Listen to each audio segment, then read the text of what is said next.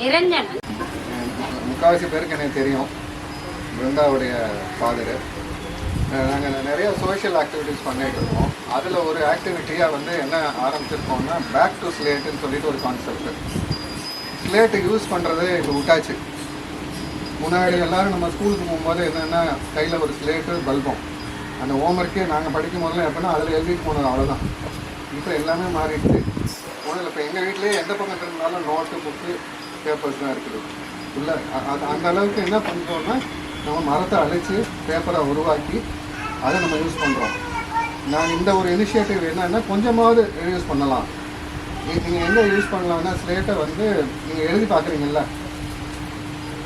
மனப்பாடம் பண்ணி எழுதி பார்க்குறத ஒரு டைம் 2 டைம் எழுதி அதை எழுதிட்டு அழிச்சிட்டு திருப்பி எழுதி பார்க்கலாம். அதுக்காக தான் இந்த கான்செப்டை கொண்டு வந்திருக்கோம். யூஸ் பண்ணுங்கள். இப்போ வந்து 1ஆவதுலேருந்து 8ஆவது படிக்கிற வரைக்கும் குழந்தைங்களுக்கு கொடுக்குறோம். உங்களுக்கெல்லாம் இன்ட்ரெஸ்ட் நீங்கள் யூஸ் பண்ணுவீங்க என்ன கொடுப்போம் எனக்கு தெரியல. ஏன்னா ஸ்லேட்டு அதாவது ஸ்லேட்டு வச்சுக்கிறதுங்கிறது ஒரு கேவலம். உங்களுடைய ஆர்ட்டு எழுத்து எல்லாமே நீங்கள் ஸ்லேட்டில் எழுதுனா நல்லா வரும்.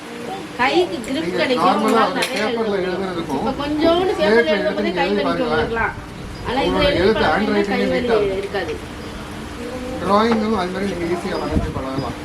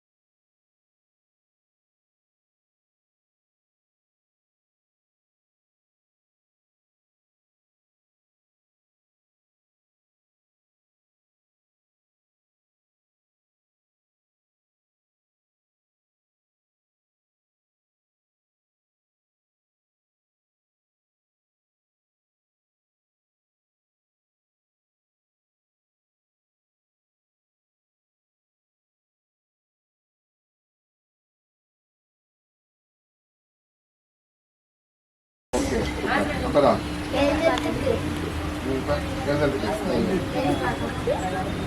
கையோ